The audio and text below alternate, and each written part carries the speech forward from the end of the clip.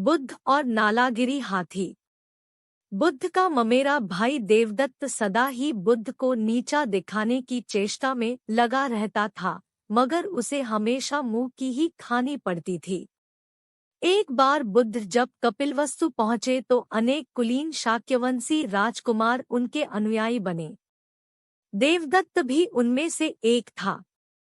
कुछ समय पश्चात देवदत्त ने भी कुछ जादुई शक्तियां प्राप्त की और एक बार उनका प्रदर्शन मगध के भावी सम्राट अजातशत्रु के समक्ष किया। वहां वह एक शिशु के रूप में प्रकट हुआ जिसने सांप की मेखला बांधी हुई थी। तभी से अजातशत्रु उसे परम आदर की दृष्टि से देखा करता था। कुछ दिनों के बाद देवदत्त मगध से लौटकर जब संघ में वापस आया तो उसने स्वयं को बुद्ध से श्रेष्ठ घोषित किया और संघ का नेतृत्व करना चाहा। भिक्षुओं को बुद्ध से विमुख करने के लिए उसने यह कहा है कि बुद्ध तो बूढ़े हो चुके थे और सठिया गए हैं। किंतु भिक्षुओं ने जब उसकी कोई बात नहीं सुनी तो वह बुद्ध और संघ दोनों से द्वेष रखने लगा।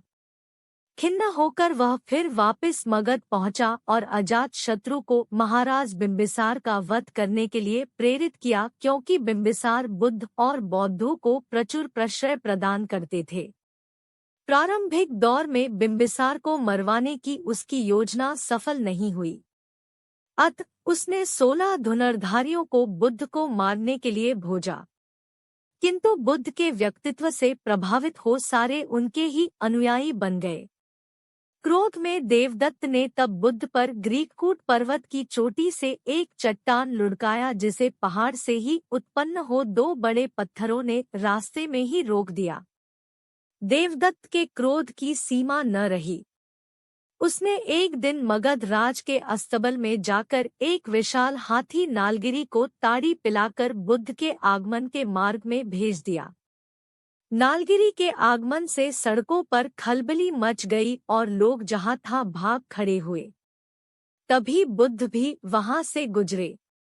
ठीक उसी समय एक घबराई महिला अपने बच्चे को हाथी के सामने ही छोड़ भाग खड़ी हुई। जैसे ही नालगिरी ने बच्चे को कुचलने के लिए अपने पैर बढ़ाए, बुद्ध उसके ठीक सामने जा खड़े हुए। उन्होंने हाथी के सिर को थपथपाया। बुद्ध के स्पर्श से नालगिरी उनके सामने घुटने टेक कर बैठ गया। नालगिरी हाथी की इस घटना से देवदत्त मगध में बहुत अप्रिय हुआ और उसे तत्काल ही नगर छोड़कर भागना पड़ा।